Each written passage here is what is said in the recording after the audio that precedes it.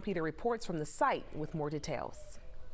We're told Tyler Perry spent over an hour last night sharing his development plans and answering community members' questions. Board member Joyce Shepard invited Perry to the community forum to share what he envisions for an additional 37 acres he plans to turn into an entertainment and residential district. The board member says Perry shared new renderings for the property. Perry is proposing hotels, restaurants, grocery stores, and a theater. Shepard says community members didn't hold back in asking questions, but that Perry ensured any developments were conducive to the community's needs. A lot of developers come in and they just come in and build, and they don't have a connection to the community. Mr. Perry is committed to the community. Mr. Jakes is committed to the community. And that's what's exciting for me, is that I feel that I have folks who really understand, has a vision, is committed to the South Side of Atlanta and to the working class people in our communities. Also during last night's meeting, Perry shared that they plan to demolish a wall that backs up to Lee Street to build a linear park. He also said that any of these developments are contingent on environmental factors. All right, let's turn now to this new COVID-19 variant. The new Omicron variant, first found in South Africa, has been detected in other countries around the world, with President Biden saying that this is a cause of concern, but not a cause to panic. NBC's senior medical correspondent, Dr. John Torres, tells us what we need to know about the newest variant of concern. A new, highly contagious variant, the Omicron variant, is now considered a very high global risk by the World Health Organization. We shouldn't need another wake-up call. We should all be wide awake to the threat of this virus. The variant, first reported to WHO on November 24th in South Africa, has now been found in Belgium, Botswana, Germany, Hong Kong, Israel, Italy, and the United Kingdom, with more countries reporting detection daily. The Omicron variant is already labeled a variant of concern, meaning it could be more transmissible and possibly more virulent. When you look in South Africa, you were having a low level of infection, and then all of a sudden there was this big spike. And when the South Africans looked at it, they said, oh my goodness, this is a different virus than we've been dealing with. Early research suggests this variant is highly contagious, with more than 30 mutations on the spike protein. And this is important because the spike protein is the part of the virus that binds to the human cell, causing infection. With more mutations on the spike protein, there is a higher likelihood of transmission and more ways for the new variant to possibly evade immunity. It's still too early to determine the severity of symptoms. The COVID response task team told the president it would take 2 weeks to have more information on this variant. But experts agree the vaccines still work. When you get a level of protection with vaccine, and particularly now with the extraordinary increase in protection you get with the booster, even when you have variants of concern, you do well against them. Because it is still so early, we can't determine if the variant is here in the United States yet, but given how transmissible the new variant is, it would not be surprising to see Omicron detected soon. The U.S. has already restricted travel from South Africa and 7 neighboring countries. The issue of blocking travel from a given country is to just give us time to assess it better. The one thing everyone can still do is get vaccinated, and if you're eligible for the booster, get that as well. That means 6 months or more from the second dose of an mRNA vaccine, either Pfizer or Moderna, and 2 months or more following the single dose of the J&J vaccine. And both the World Health Organization and CDC's guidance is to practice social distancing, hand washing, good ventilation with something as easy as opening up a window, and masking up. From your health to the health of the U.S. economy, right now concerns are growing about how the new strain of the COVID could actually impact our everyday lives. The head of the Federal Reserve testified on Capitol Hill this morning, laying out 3 major threats Omicron could pose to the U.S. economy. They include the possibility prices could just keep going up, job growth could take a hit, and the supply chain crisis that could just get worse. He also expressed concerns that a rise in cases could reduce people's willingness to work in person. We'll take a live look outside. It's beautiful out there. When you look at it from a window, it looks pretty good. And temperatures are starting to warm up. Now, we started out this morning with temperatures down into the 30s and the 20s. And boy, we're starting to see the sunshine heat up the atmosphere just a little bit. So it feels a little bit more comfortable out there right now. Not a bad shot here. This is in the city of Noonan, looking pretty good. That's what it's going to be for the rest of the afternoon. Nothing but crystal clear sky. So we'll have plenty of sunshine, and the temperature is responding to that sunshine, heating up into the 60s by this afternoon. In fact, we're already there. Look at that, 60 right now. And so probably going to bust my high temperature. My forecast today about 63. May get a little bit higher than that in some spots. Already there down in Thomaston, 57 degrees over toward Edenton, 59 degrees in LaGrange, 54 up here in Blairsville and Clayton. So there you have it, a mild afternoon on tap for you. The winds have died down just a bit, not as breezy as we had it just yesterday, and so it's going to be a decent afternoon for us. Fair skies tonight.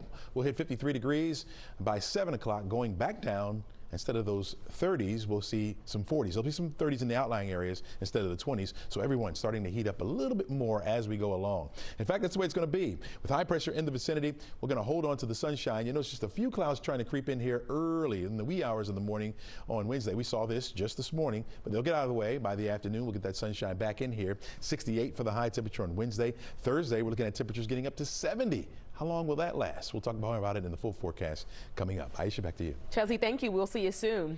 The suspended Clayton County Sheriff Victor Hill is now awaiting the court's answer after arguing federal indictments against him should be thrown out. The Department of Justice has accused Victor Hill of violating inmates' human rights by placing them in a restraint chair for hours at the jail. Caitlin Ross was there. The Constitution forbids anyone from being prosecuted for conduct that is not clearly criminal. And the point we were making is that never in the history of this country has the Department of Justice ever prosecuted anyone for conduct even remotely similar to what Victor Hill is being prosecuted for. Attorneys for Victor Hill argued in federal court today that he had no idea using a restraint chair was unconstitutional. They likened its usage to inmates routinely being placed in handcuffs. Inmates are being brought in and out of courthouses with shackles and handcuffs, sitting for hours with shackles and handcuffs, waiting for their cases to either go to court or waiting for the bus and transport to take them back to a county jail. Being treated and physically restrained in the same exact way.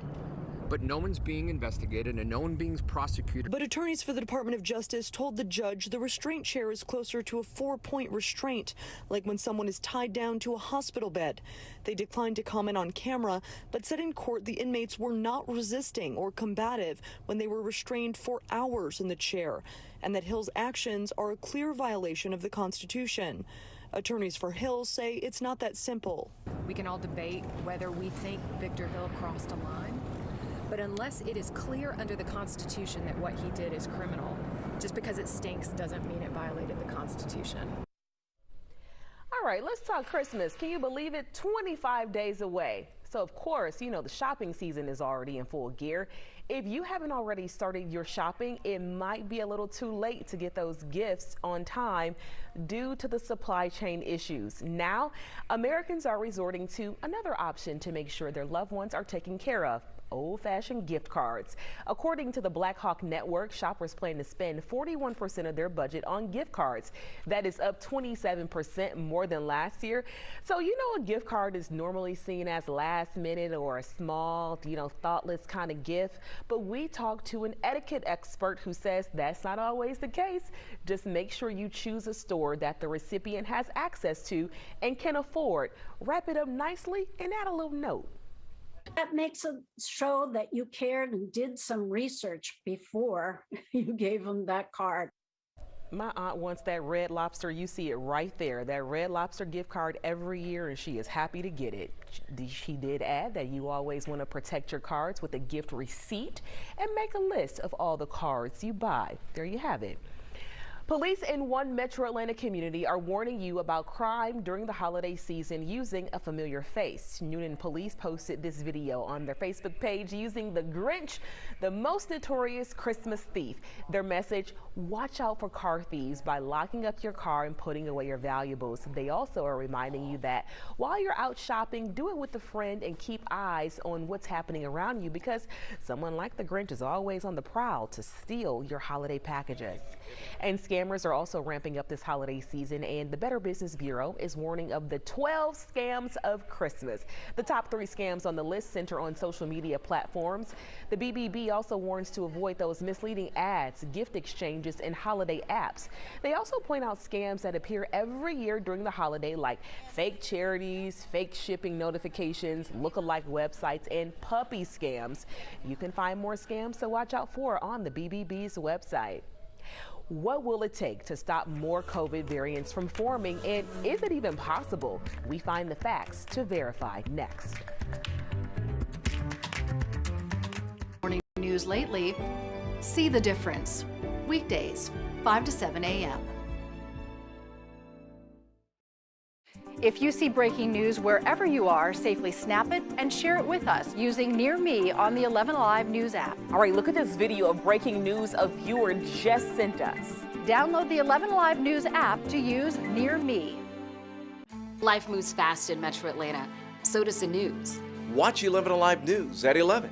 You'll get breaking news and you'll get it fast. See stories and perspectives on the issues affecting you. Whether it's sunny skies or severe weather, feel confident you've got an accurate forecast for tomorrow. And we verify whether viral stories are fact or fiction. No one else does that. If you haven't watched 11 Alive News lately, see the difference. Watch 11 Alive News at 11 p.m. Want to verify whether something's true or false? Do parents have the right to see their child's medical records? Now you can ask us using the Near Me feature of the 11 Alive News app. Just record your question, send it to us. Download the 11 Alive News app to use Near Me. News happens fast. Stream it faster. 11 Alive News is now on Roku. Stream live newscasts. We began with breaking news and watch on demand. We're tracking severe weather moving through the metro area. 11 Alive News. Stream now on Roku. When it comes to weather, all you want to know is, how is it going to affect my day? When you watch 11 Alive Storm Trackers, we focus on the next 24 hours so that you can plan your day. Welcome back to 11 Alive, where Atlanta speaks. Have something you want verified? Email us at verify@11alive.com. Medical experts warned for a long time that more variants will emerge as more people get infected with COVID-19. Keeping that from happening means getting more vaccines to low and middle income countries. But can it be done? Hope Ward has the facts in today's Verify. Our sources to help with this verify: the People's Vaccine Alliance, Council on Foreign Relations, World Health Organization, and the U.S. State Department. Let's look at the facts. Close to 50% of the vaccines produced went to wealthy countries, although those countries make up 16% of the world's population. Currently, 64% of high-income countries are fully vaccinated, but if you look at low-income countries, 3% are fully vaccinated, with about 7% receiving at least one dose. Wealthy countries promised more access to vaccines, pledging 1.98 billion donated doses to poorer countries. However, the World Health Organization says 70% of the world's population needs to be vaccinated to achieve herd immunity. That equals about 10 to 11 billion doses if 2 doses are given per person. On top of needing more doses than promised, vaccine distribution to other countries is slow going. The U.S. has delivered 22% of promised doses, but other countries such as France and the UK have only delivered 13 and 9% respectively as of October. There's issues getting the promised doses into some countries because of export bans on chemicals and glassware used to make the vaccine. Then there's problems with vaccines going to waste. Prior to the pandemic, WHO already estimated half of all vaccines go to waste around the globe. So while the pledge of billions of vaccines will no doubt help the world, the smaller than needed amount coupled with other factors means it's not enough to get the herd immunity needed around the world anytime soon. One final issue is the timeline. The U.S. promised to deliver their donations by the end of 2022, with other countries' timelines ranging from 2021 to 2022. And in some cases, the timeline is unknown. So it all makes it that much harder for the world to get to 70% vaccinated quickly. All right, it's a beautiful day in the neighborhood, folks. Get out there, take advantage of some of this vitamin D that we have, plenty of it around. You're at Circle 75. This is a live shot over toward Tourist Park. Look at all the colors that you see in the trees, what's left of the leaves at least, and the pretty blue sky. Not a cloud at all. and I don't think you'll see any at all today. And temperatures responding to that sunshine, starting to warm up just a little bit after we started out this morning in those 20s and 30s out there. Very chilly start this morning, but now we're warming up nicely. Not much going on around our area. Again, mostly sunny skies, and we'll stay that way for the rest of the afternoon. Looking very, very nice. There we are. Temperatures up into the 60s. Yesterday we only were in the 50s, low 50s out there, but right now you got 60 in Marietta, Atlanta, 60 over toward Peachtree City. Athens the same. A couple 50s in here as well. You got Gainesville at 57 degrees over in Canton. Georgia's Rome, 55. Perry Nichols up toward Dalton. So responding to that sunshine. Going to give today a 10 out of a possible 11. Slightly above the average for this time of year. We should be around 60. So 63 at a forecast high. Some spots may get a little warmer than that. I suspect they will. Some already at 63 degrees down in the south. Again, under mostly sunny skies. Beautiful, beautiful afternoon. Clear skies once again tonight. And the winds on the light side will allow those temperatures to cool off once again in the 40s in the metro area. I think in the outlying areas you'll get down to the 30s instead of the 20s. So not as chilly of a night as we've had the last couple. And we'll continuously warm up as we go from there. You see upstream, there's not much taking place.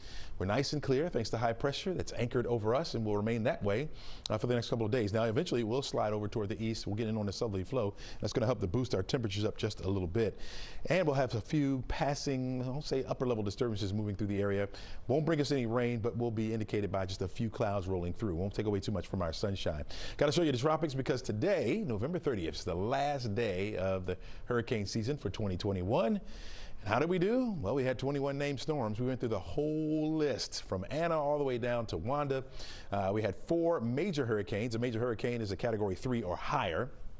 And we had 2 Category 3s, 2 Category 4 hurricanes. Maybe remember Sam, that last one that was a Category 4. But we fared okay through the hurricane season, but it was very active, as you can see.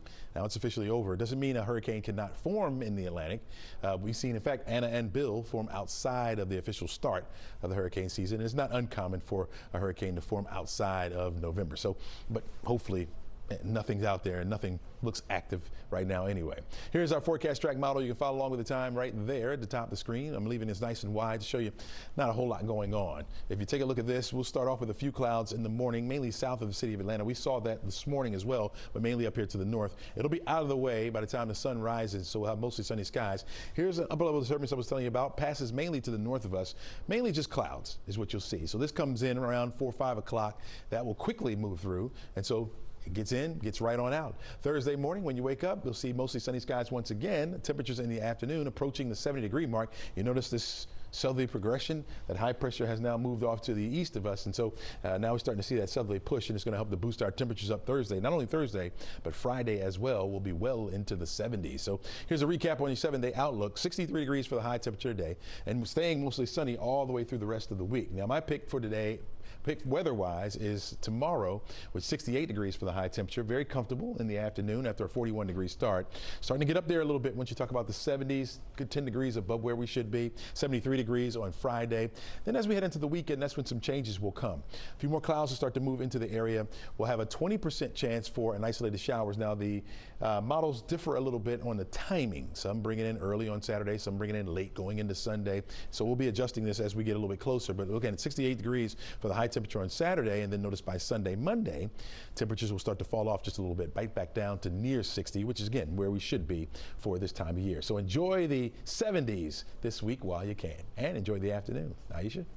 All right, Chesley, thank you. The Atlanta Braves have locked up manager Brian Snitker for 3 more seasons after he guided the team to its first World Series title since 1995.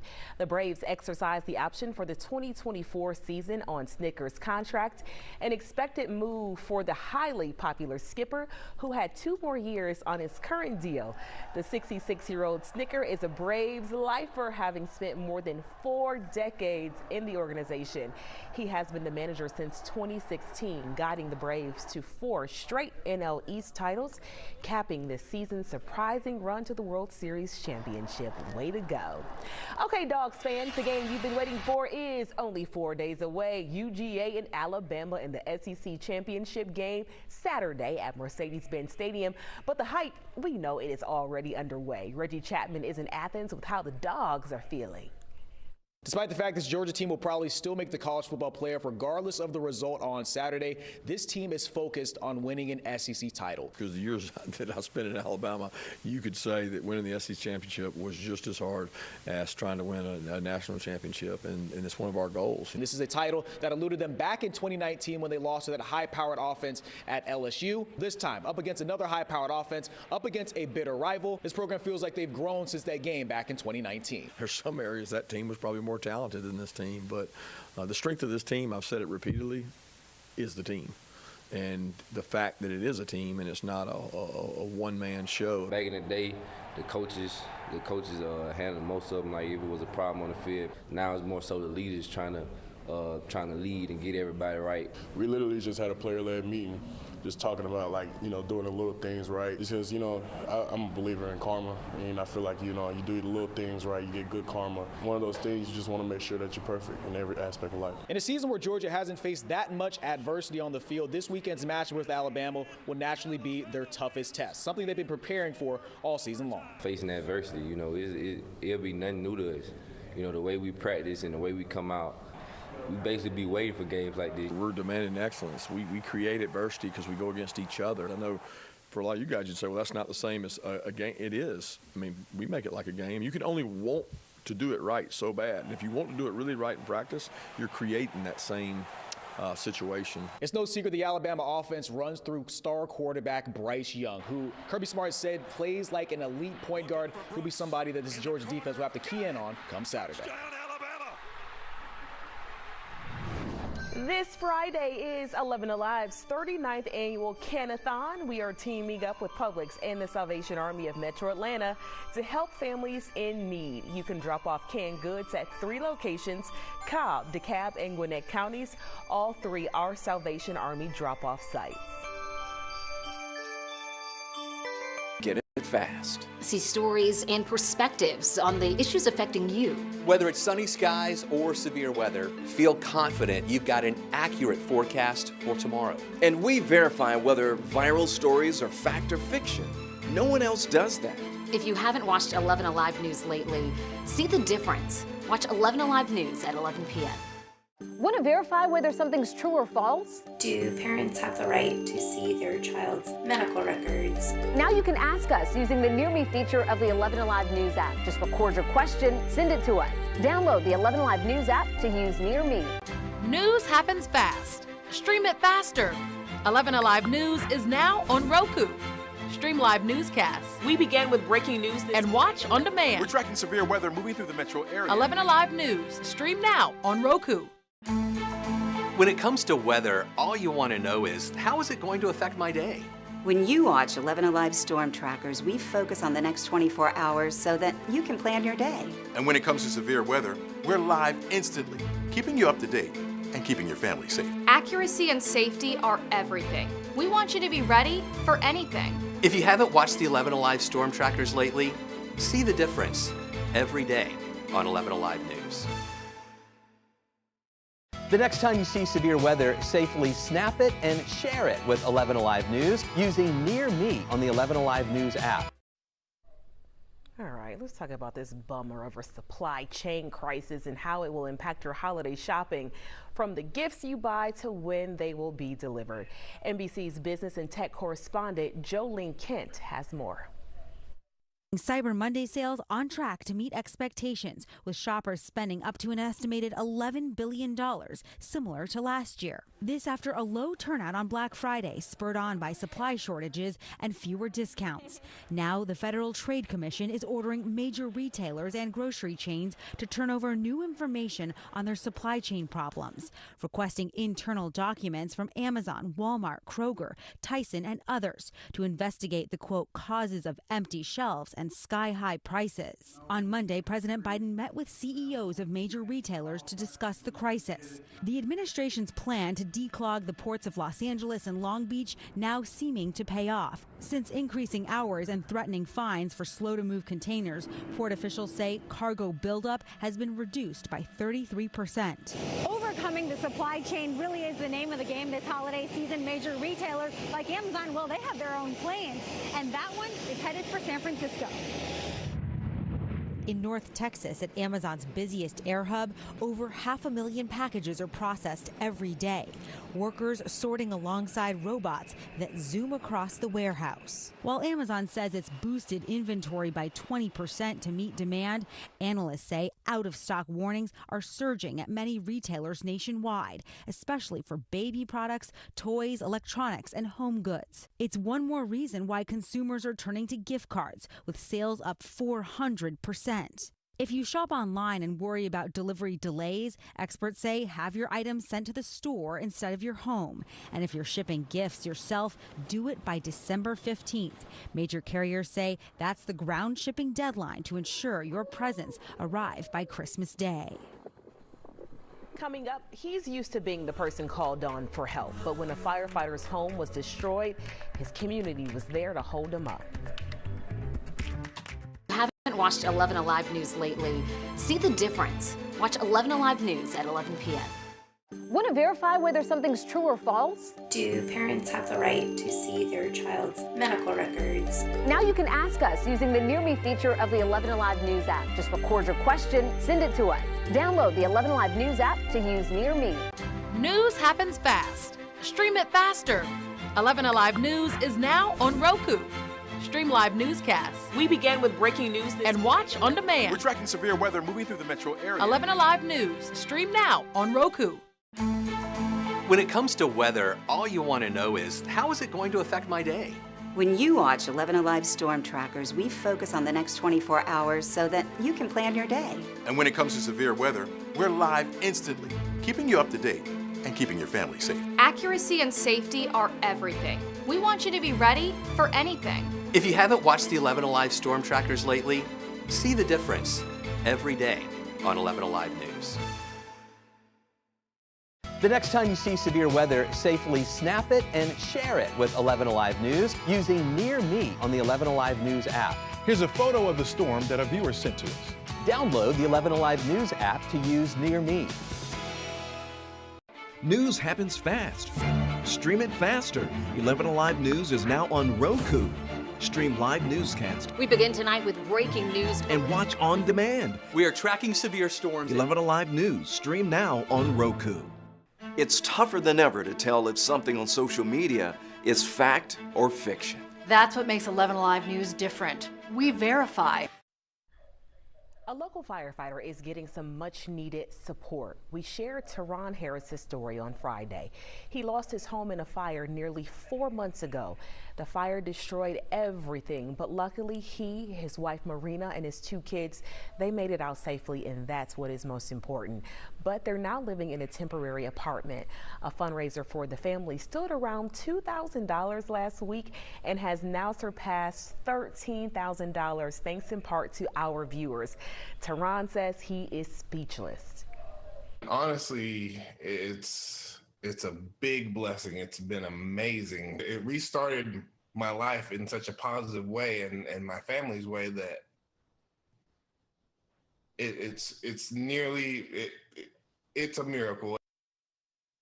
You can just hear the sincerity in his voice. His family now has all the essentials and even someone donated a Christmas tree, but they still need so much more. You can find a link to donate inside this story on 11alive.com. We are thankful that family is safe and warm today.